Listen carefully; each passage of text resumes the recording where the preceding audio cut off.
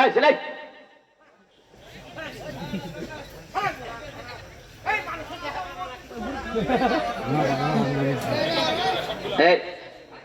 মুরব্বের উপরে তুলে দিল।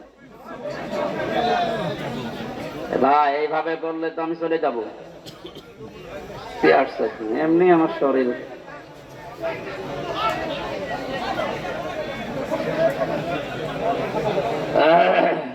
একটু চুপ করেন ভাই। এইভাবে কখনো তুমি মিথ্যা বলনি, তাই তো তোমায় পেতে কাঁদে ধরনি।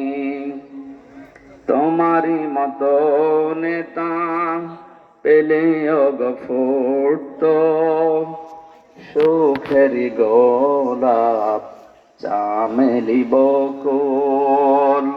আলহামদুলিল্লাহ।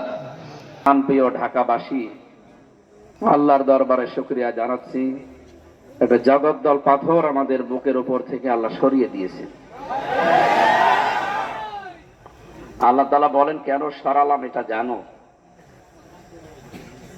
ফালাম্মা নাসু মা যুকিরু বিহি ফাতাহনা আলাইহিম আবওয়াবা কুল্লা শাইইন। কোন মানুষ যখন আমার নিদর্শনগুলো ভুলে যায়, আমার নিষেধ, আমার আদেশ, এগুলো যখন ভুলে যায়, তখন তাদের শান্তি।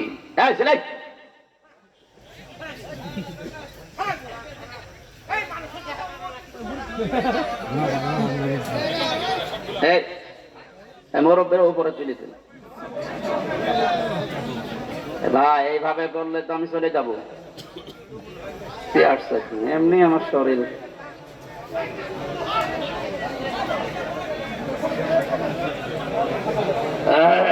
একটু চুপ করেন ভাই। এইভাবে ভাই ফ্যানকে রওশনের সাথে চাইতে খারাপ দিন। হ্যাঁ ঠিক আছে ঠিক আছে ঠিক আছে ঠিক আছে। এই যেখানে যেভাবে দাঁড়িয়ে আছেন, বসে আছেন, দরকার হয় জায়গা পেলে শুয়ে পড়েন। ওই যে পেছনে জায়গা আছে, শুয়ে পড়েন। কিন্তু কথা বলবেন না, এটা আমার অনুরোধ। আপনার হাতে পায়ে ধরে বলছি, এটা কিন্তু ইবাদতের জায়গা। এটা এখন ইবাদত চলছে। আর এমন একটা জায়গায় আপনি পাশে বসে আছেন, এমনি আপনার মরণের কথা স্মরণ হওয়া দরকার। মানুষের অন্তরের ভেতরে যদি ভয় তৈরি করতে হয় যে দুইটা জিনিস বেশি কার্যকর, তার ভেতরে একটা মরণ। আমার মতো আপনার মতো বহু রাজা মহারাজা এখানে শুয়ে আছে। কথা বলেন না কেন? এখানে যারা আছে 100 বছর পর এখানে একটা মানুষও থাকবে না, সব মানুষ ওই জায়গায় যাবে। এই জমিন চাষ করবে তখন নতুন মানুষ। সুতরাং আমরা একটা মুসাফির। আমরা কি দুনিয়াতে জীবন যাপন মুসাফিরের মতোই করা দরকার, যেহেতু এটা একটা ধোকার জায়গা। তো আমাল হায়াতুদ দুনিয়া ইল্লা মাতাউল গুরুর। পৃথিবীর জমিন ধোকা। কে বলছেন বলেন তো? এখান থেকে 200 বছর পরে এই মুরব্বী যদি এখন ওনার যে বাড়ি আছে ওখানে যদি 200 বছর পরে এসে বলে বাড়ি আমার, ওখানে যারা বাস করবে ঢুকতে দেবে? কিসের মুরব্বী আপনি? বলেন, উনি এই বাড়ির জন্য কত কিছু করেছে দুনিয়ায়, অথচ তারই মাত্র 200 বছর পরে আর ঢুকতে দিচ্ছে না। এইটাই বাস্তবতা। এটাই কি 200 বছর আগে যে লোকটা বিদায় নিয়েছে, আমি যে বাড়িতে থাকি এ বাড়ির মালিক সেই লোকটাই ছিল। সে এখন আসলে আমি উঠতে দেব? কি অবস্থা দেখেন তো দুনিয়া। এই জন্য একটু খেয়াল করে শুনবেন, কোরআনে কারিমের এটা পুরাটা যেন ইবাদত হিসাবে আল্লাহ কবুল করে নেন। যারা আমরা এখানে এসেছি কোরআনে কারিমের কথা শোনার জন্য, সূরা আনআমের 44 নম্বর আয়াত আমি পড়লাম যে ফালাম্মা নাসু মা যুকিরু বিহি, যখন তারা আমি আল্লাহর ঘোষণা ভুলে গেল, ফাতাহনা আলাইহিম আবওয়াবা কুল্লা শাইইন, তাদেরকে যত নিয়ামতের দরজা সব খুলে দিলাম তাদের উপরে। বাবের বহু বচন আবওয়াব, ফাতাহনা এক আলিফ টান আছে, এর ফাইল বা কর্তা সরাসরি আল্লাহ নিজে। তাহলে আল্লাহর আইন যারা ভুলে যায়, আল্লাহর নিয়ম নীতি মনে রাখে না, তাদের উপরে রহমত বরকতের দরজা খুলে দেয় কে? কেন দেয়? ভালোবেসে না। আল্লাহ পাক বলেন কেন দেয় জানো? ইন্নামা নুমলি লাহুম লিয়াজদাদু ইসমা, আমি চাই যে ওই মানুষগুলো ওদের পাপের বোঝা যেন দুনিয়ায় পরিপূর্ণ করে নেয়। আরে 15.5 বছরে যারা ছিল তারা তাই করেছে। একটা অপরাধের কথা বলেন যে এটা 15.5 বছরে হয়, বলেন। সব হয়েছে। একেবারে ছোট থেকে বড় যত অপরাধ দুনিয়ায় হতে পারে, ছোট অপরাধ মানুষকে গালি দেওয়া, বড় অপরাধ আয়না ঘর। যে মানবতার সাথে কত বড় একটা কৌতুক ছিল, অথচ তারা আজ মানবতার ফেরিওয়ালা নাম নিচ্ছে, মানবতার পক্ষে কথা বলছে। যারা আয়না ঘর বানাতে পারে এর সাথে যারা জড়িত তাদের মুখে মানবতার কথা মানায় না। আমি নিজে যেহেতু ছিলাম, আমি নিজে দেখেছি কত মানুষকে এই 2 বছর 5 বছর 7 বছর 10 বছর না 14 বছরের মানুষ আমি পেয়েছি। এত বড় বড় নখ হয়েছে, চুল দাড়ি গোপ মনে হচ্ছে জঙ্গল থেকে বেরিয়ে আসছে। এই বড় বড় নখ দিয়ে খুশিয়ে খুশিয়ে দেওয়ালের সাথে লিখে রেখেছে মোবাইল নাম্বার ছোট ছোট লিখা। ভাই যদি বাইরে যেতে পারেন কেউ, অন্তত এই নাম্বারে জানাবেন যে আমি বেশি আছি। আমি আজ 14 বছর আছি।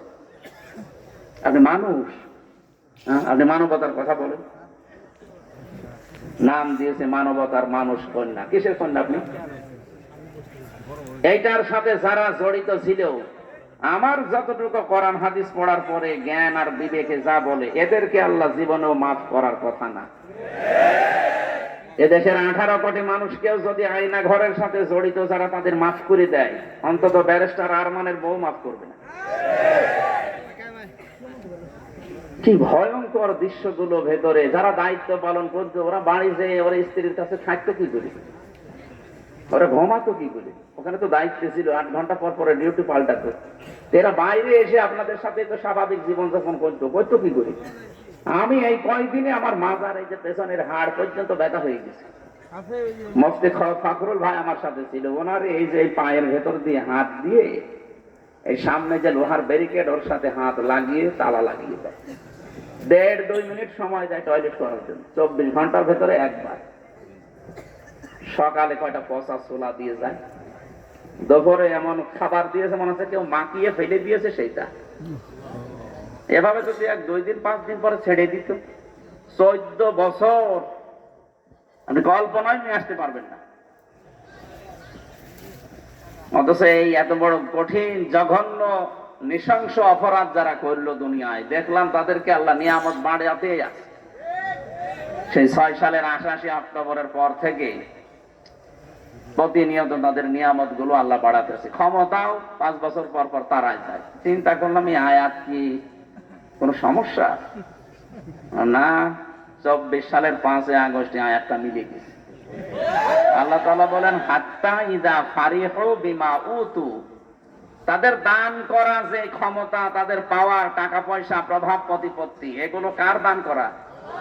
ওগুলো কি ওরা নিয়ে এসেছে কোন জায়গা থেকে? সব আল্লাহর দান করা। এই জন্য বিমা উতু বহু বচন দিয়েছেন। এই ক্ষমতার সাথে যারা জড়িত ছিল তারা এই দানকৃত বস্তু পাওয়ার পরে যখন আনন্দে মেতে আছে, আখাযনাহুম বাগতাতান, হঠাৎ আমি তাদেরকে নিজে আক্রমণ করলাম। আখাযনা, যারা আলেম আছে জিজ্ঞাসা করেন ফাইল কর্তা সরাসরি আল্লাহ নিজে, হোম মানে তাদেরকে, বাগতাতান মানে আকস্মিক ভাবে। 2024 সালের আগস্টের 5 তারিখের 12:30 পর্যন্ত আমরা কেউ ভাবতে পারি না যে অবস্থা পাল্টাবে। আমি তো 12:30টায় আকাশে যে ছাদের ওপর থেকে দেখছিলাম মুহুর্মুহু গুলি চলছে, 16 জন আমার সামনে মারা গেল। চিন্তা করলাম যে এই আয়াত কি আল্লাহ এমনি নাজিল করলো নাকি? আখাযনাহুম বাগতাতান, 1:30টার ভেতরে আল্লাহ বলেন আমি তাদেরকে ধরেছি। এমন ভাবে ওদেরও কল্পনা ছিল না। কল্পনায় যদি থাকতো তাহলে দুপুরের খাবার রান্না করতো না। অন্তত ছেলে মেয়েরা যে যা পেয়েছে ওই জিনিসগুলো পেতো না। এমন এমন জিনিস পেয়েছে যেটা বলা ঠিক না। ঠিক আছে, সে হাজী সাহেব মানুষ, আল্লাহ তাকে হেদায়েত দান করুক। এই যে বাগতাতান বলেন আল্লাহ, যে আমি আকস্মিক ভাবে ধরলাম, হঠাৎ করে। কিভাবে? ফাইযাহুম মুবলিসুন, ওরা হতাশ হয়ে গেল। ওরা যে হতাশ হয়ে গেছে এর প্রমাণ আপনি দেখতে পাচ্ছেন না আদালতে। আদালতে গেলেই মানুষ পচা ডিম মারতেছে। সেদিন দেখলাম ইনু সাহেবকে একজন দিয়েছে 1 লাফি। তা আর কত অপমান করবে, এই যে কালামানি ওর বেশি উড়ে গেছে, ওর সংসার করার কাজ শেষ। জীবনে বহু সংসার জীবনে মানুষের নষ্ট করেছে মিথ্যা মামলা দিয়ে, মিথ্যা রায় দিয়ে। আল্লাহ জীবনের মতো ওর সংসার দুনিয়ায় শেষ, আর আখেরাতে ওর কোনো সংসার নেই, কারণ আগুনে পুড়তে থাকবে। যারা ন্যায় বিচারের জায়গায় বসে অবিচার করে ওরা মরলেই জাহান্নামে, কারণ যারা ন্যায় বিচার করবে তাদেরকে আল্লাহ আরশের ছায়া তলে স্থান দেবে। এর বিপরীত যেটা, যারা ন্যায় বিচারের সমস্ত জায়গায় বসে, এই 1628 জন ছিল সারা বাংলাদেশে, কতজন? 1628 জন মানুষ মেন দায়িত্বে ছিল। এই মানুষগুলোকে আল্লাহ এমন ভাবে কেটে দিয়েছেন, এই আয়াতের পরবর্তী শব্দ ফাকতি আদাবিরুল কওমিল্লাযিনা যালামু। আল্লাহ বলেন জালেমদের শিকড় কেটে দেওয়া হয়ে গেছে। এই জন্য সোহেল তাদের ঘোষণা আজকে শোনেননি যে মানুষ হত্যাকারী যারা, তারা পালিয়ে গিয়ে এখন আবার উল্টাপাল্টা স্ট্যাটাস দিচ্ছে, মানুষকে উস্কে দিচ্ছে, এটা যেন সে বন্ধ করে। উনি বুঝেছে, কিন্তু অনেকদিন পরে। এই কথা বাংলার জনগণ বহু আগেই বুঝেছিল, আর মেজর ডালিম তো বুঝেছে সেই 75 সালের আগে। আপনি পড়েননি ওই বইটা? আমি তো পড়ে আসলাম। আমি মেজর ডালিম বলছি, আপনি পড়লে এক্ষণে রক্ত গরম হয়ে যায়। প্রশ্ন দিয়েছে বইয়ের ভেতরে যে মানুষ দুনিয়ায় হয়তো বলতে পারে, হ্যাঁ এতটুকু বাচ্চাও মেরে ফেললো, আমি 2টা ছেড়ে গেলাম, দেখবা ওদের আচরণ কি। মানে দেখতে পাচ্ছেন না যে ওখানে বসে বসে যদি অন্তত আল্লাহ বিল্লাহ করে দুনিয়া থেকে বিদায় দিত, তাও আমরা বাঁচতাম। ওখানে বসে এমন এমন কাজ করছে একটা হাসি মানুষ। এই যে 4-5 দিন আর যেটা করছে আপনি দেখতে পাচ্ছেন, ও বিশ্বের বিভিন্ন মোড়লদেরকে এখন আকর্ষণ করার জন্য এই কথা জানাচ্ছে যে আমি নির্বাচিত ছিলাম, আমাকে উৎখাত করা হয়েছে। এটা তাহা মিথ্যা কথা। আপনি যে নির্বাচিত ছিলেন এ কথা শয়তানও বিশ্বাস করবে না। অন্তত 15.5 বছরে কোন নির্বাচন দেশে হয়েছে আপনার বিশ্বাস হয়? নির্বাচনের আগে 154 জন ঘোষণা দিয়ে দিন, তা কিসের নির্বাচিত? কারণ নির্বাচিত হওয়া লাগে যে পদ্ধতিতে, তার নাম নির্বাচন। তার নাম কি? আল্লাহ নিজে কোরআনে কারিমে সূরা হজ 78 নম্বর আয়াতে ঘোষণা দিয়েছেন, ওয়াজতাবাকুম ওমা জাআলা আলাইকুম ফিদ্দীনি মিন হারাজ। আল্লাহ বলেন আমি নির্বাচিত করি। তাহলে নির্বাচিত করার দায়িত্ব কার? কোন পদ্ধতিতে নির্বাচন? বলেন বলেন। তাহলে নির্বাচনের পদ্ধতিতে আল্লাহ নির্বাচন করেন। এখন প্রশ্ন আসতে পারে, আমরাও নির্বাচিত। কোটি কোটি উম্মত দুনিয়ায় ছিল, আল্লাহ সবাইকে মুহাম্মদুর রাসূলুল্লাহর উম্মত বানায়নি। দয়া করে আমাদেরকে নির্বাচিত করে করে নবীর উম্মত বানিয়েছেন। সুবহানাল্লাহ বলতে পারেন না? এমনকি এই এলাকায়, এই আশুলিয়া ধামরা এলাকায় মিলে বহু মানুষ ছিল, সবাইকে আল্লাহ কোরআন শোনার জন্য ময়দানে নিয়েও আসেন। কথা বলেন না কেন? আমাদেরকে আল্লাহ নির্বাচিত করে নিয়ে আসলেন। সুতরাং নির্বাচনের মাধ্যমে নির্বাচিত হওয়া লাগে, এই পদ্ধতি আপনি পাল্টিয়ে ফেলেছিলেন। তাম দুনিয়া জানে যে এদেশে 15 বছরে কোন নির্বাচন হয়নি। সুতরাং এটা মিথ্যা কথা বলা বন্ধ করবেন। আপনি একটা হাজি মানুষ, আর হাজির মুখে কথা মানায় না। আপনার ছেলে বা আপনার মেয়ে, তারা তো হজ করেনি, তারা বলবে, তাদের মুখে সত্য মিথ্যা বাঁধবে না। তো হাজি মানুষের কথা বললে তো আমরা হাজি সাহেব, তো এই জন্য আমাদের একটু বিবেকে বাধা দিচ্ছে যে কি করে আসলাম আল্লাহর ঘর দেখি, আরে কি বলে। এই জন্য জালেমদের শিকড় কেটে দিয়েছে হামজা না আল্লাহ? আল্লাহ যখন নিজেই কেটে দিয়েছে, সুতরাং এখন যারা বিভিন্ন কায়দা স্ট্যাটাস দিয়ে একটু উৎসাহ পাওয়ার চেষ্টায় আছেন, দেখি নাড়াচাড়া দিয়ে কিছু হয় কিনা। হবে না, কারণ এদের শিকড় আল্লাহ কেটে দিয়েছে। কিয়ামতের আগে দেশের চেয়ারে কোন জালেম জানোয়ার আসতে না পারে, সেটা করা লাগবে দেশে। যারা আসবে এই মানুষগুলো হবে ন্যায় পরায়ণ এবং ইনসাফ ভিত্তিক মানুষ।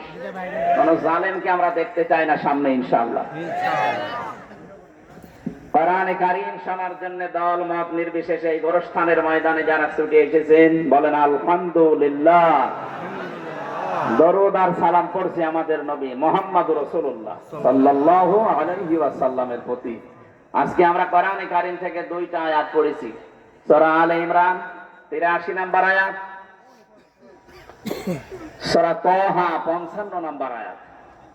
একটা পড়েছি আমরা, যেটা মাটি দেওয়ার সময়